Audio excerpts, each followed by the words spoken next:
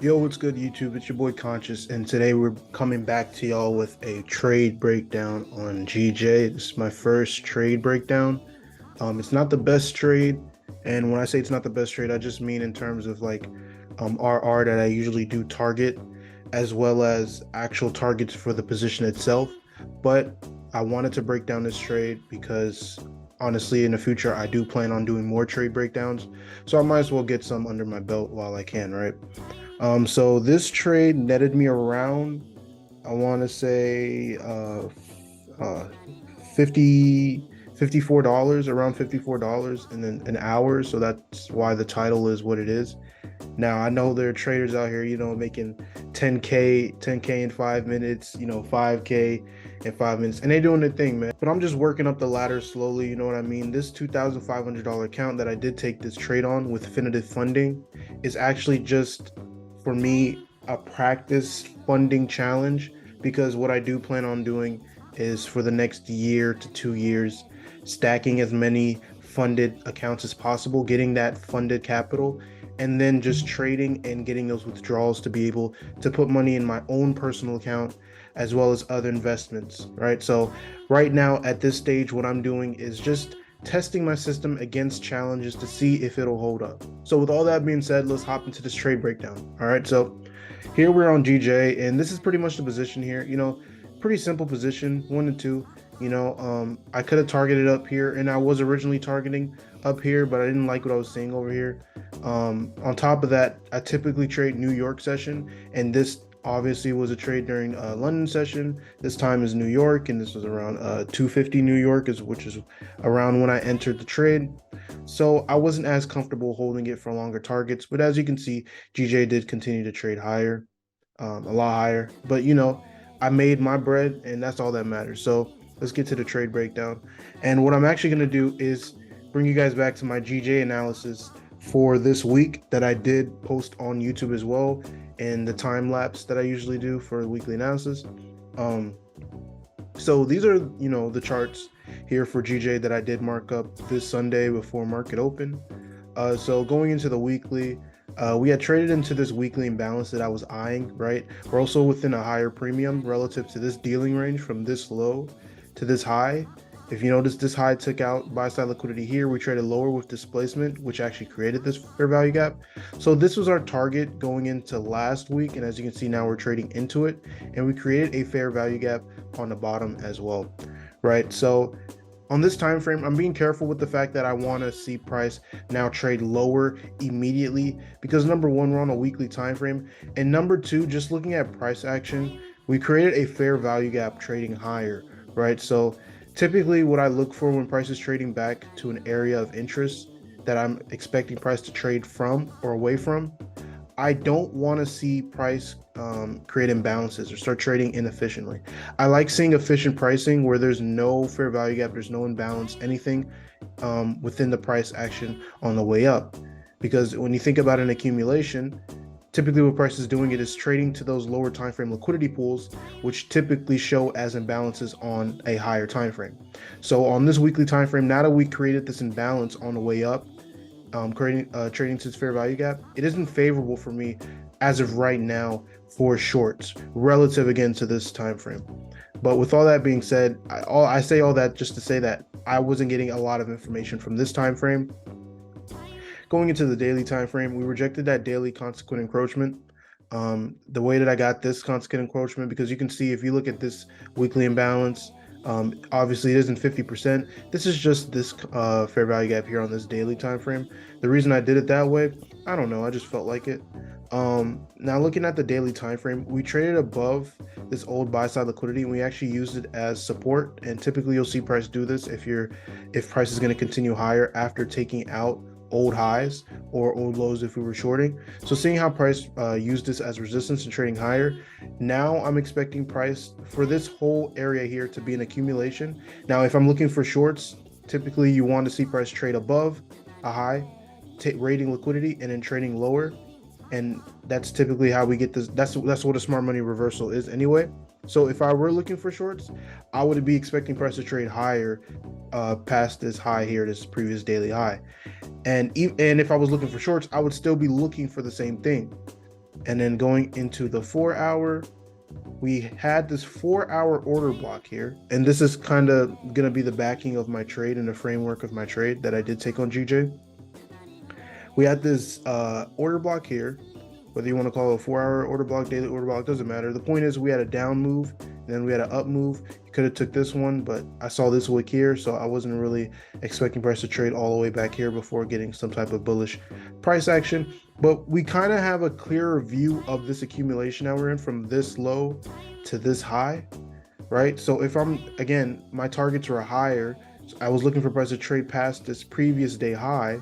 So I would want to see price return back to a bearish P array like this 4 hour order block, and I could even refine that on a 1 hour, which I ended up doing, and then from there trading higher. We were also at this 4 hour fair value gap, so if price were to not trade back, or if I didn't get an entry here, I could have just waited for price to trade past this 4 hour fair value gap, look for support, and then enter from there, and then target highs, and then just look to see if price wants to deliver higher. And then H1 is just a clear view of what we see on the H4, which is that fair value gap. You can see how price has been trading efficiently from there at that point. We were looking for price to trade back into this H4 order block. We also had this BPR down here that price may have wanted to return to, but it didn't. So now let's go to the charts with all that analysis in mind. What you should have concluded from all this analysis is that I was expecting price to pull back, trade higher. That's all. So going back to the chart, here's what ended up happening. So we'll go to the H1 because I think it's more clear on there. So I'm going to use replay to make this more clear. So you could see how we were here at that Sunday price action, or we were here at that Friday close going into Sunday. And I'm using replay mode. I'm using replay mode to make this much more clear, but you can see where we were at the end of that analysis. So let's just continue. Get a lower time frame rate on liquidity. We trade lower, right? And now we're creating that Asian range. And then we take out the Asian range. So just to go back, just to talk about the Asian range real quick. This is one of those concepts that a lot of ICT students do know, a lot of SMC, traders know as well, which is typically where it's a play on the AMD model, which is accumulation, or consolidation, if you want to call it that. And you get some manipulation move or fake move or raid, whatever you want to call it, followed by the true move, and then price distributes. And then that's the close of that fractal, right? And typically you could also look at this as one bullish candle, if you want to look at it that way, but it's an accumulation, manipulation, distribution, consolidation, fake move, real move, whatever you want to call it. Now, when looking at the Asian range, a lot of liquidity is engineered here, right? You have a lot of back and forth price action, and people are getting in sells here, buys here. They're putting in sell stops here, buy stops here, whatever. So there's a lot of liquidity during Asian session, and we typically call that just Asian range, regardless of the actual trade price action, because you can see here from this high to this low, some people wouldn't call that consolidation, but in my eyes I only see that as an accumulation because I'm waiting for that manipulation move to happen during London. And if you use that way of looking at price action just in your everyday trading, you'll see a lot of things that you wouldn't have seen otherwise.